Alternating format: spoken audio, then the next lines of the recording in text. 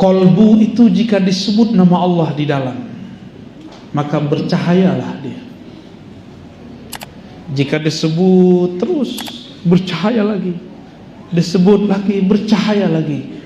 Kullama zadul ism, setiap bertambah nama, ya, fasamat al-qalb, maka kolbu tambah tinggi cahayanya.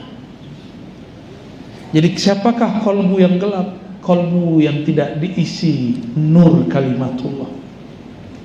Fanawwiru qulubakum biismin min asma'illah, maka beri cahayalah kolbumu dengan nama-nama Allah.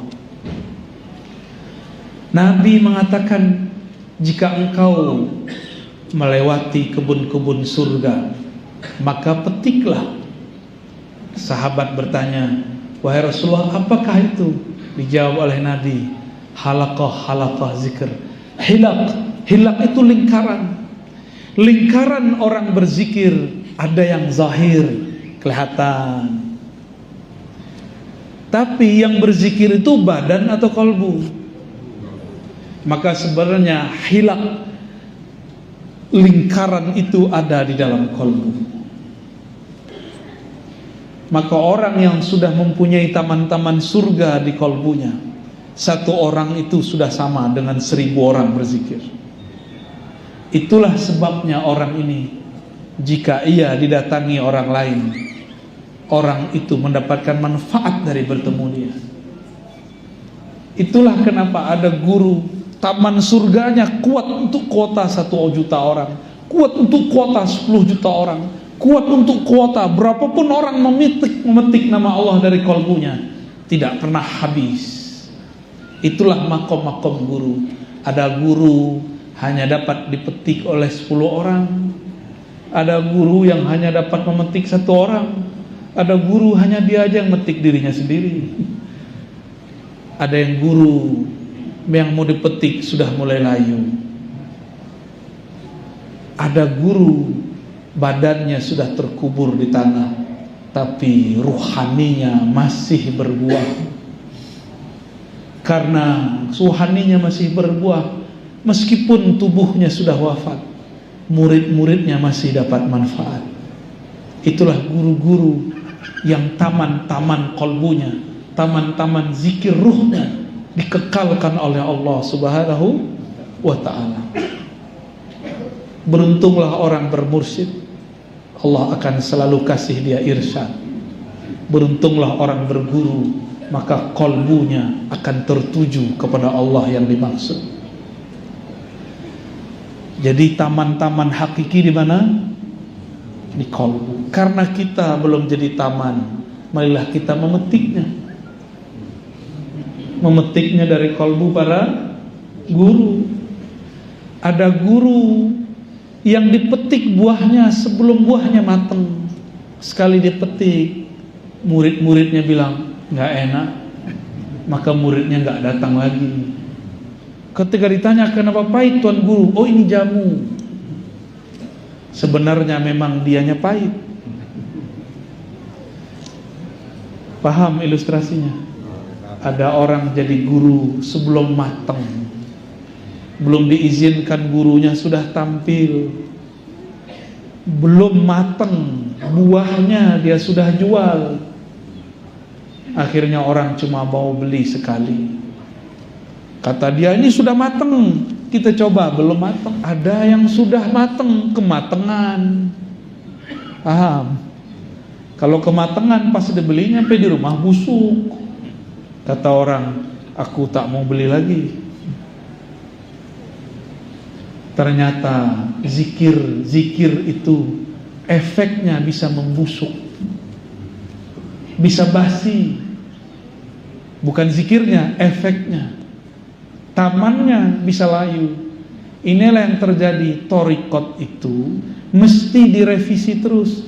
Ketika buahnya melayu, buah-buahannya sudah habis, maka harus ditanam lagi. Maka sang guru harus mengupgrade ilmunya. Dia harus berbeda cara menanamnya dengan masa orang lalu. Sekarang kita masuk, kalau tadi bahwa kolbu itu adalah taman. Siapa yang kolbunya sudah menjadi taman, barulah dia didatangi oleh orang-orang yang hendak hiburan. Maka bertemu guru itu lebih indah daripada main-main di laut. Bertemu guru yang kolbunya sudah jadi taman-taman rohani, lebih syahdu daripada di pegunungan. Bertemu guru yang kolbunya sudah menjadi hutan belantara asma-asma Allah, lebih asik daripada berkemah di tengah hutan. Betul-betul indah. Tapi jangan terjebak pada guru. Pujilah zat yang memuliakan guru. Jika Allah izin, maka nama masuk ke dalam kolbu. Nama kolbu. Ciri-ciri Allah seorang hamba, maka Allah membantunya, yang mana namanya jika disebut itu langit bisa pecah, planet-planet itu berbenturan, gunung-gunung bisa hancur, bumi pun bergetar. Tapi Allah izinkan masuk ke dalam kolbu. Berarti kolbu manusia lebih kuat daripada langit dan bumi. Inilah rahasia kenapa Rasulullah bisa kuat naik ke aras. Itu rahasianya. Karena kolbu beliau lebih kuat daripada kolbu Sayyidina Jibril. Ya, itu rahasianya. Ketika beliau diusir, dicaci maki, beliau tidak balas mencaci maki. Jibril sudah marah. Ternyata Jibril itu nggak penyabar juga, Pak. Ini rahasia kita ya. Maaf, kata Jibril. Pantas yang jadi Rasul itu Nabi Muhammad SAW yang punya sifat sidq. Malaikat Jibril dapat satu sifat itu, sidqun. Tapi malaikat Jibril tidak dapat sifat yang lain. Ya, jadi Sayyidina Jibril dapat sifat sidqun, tapi tidak dapat sifat yang lain.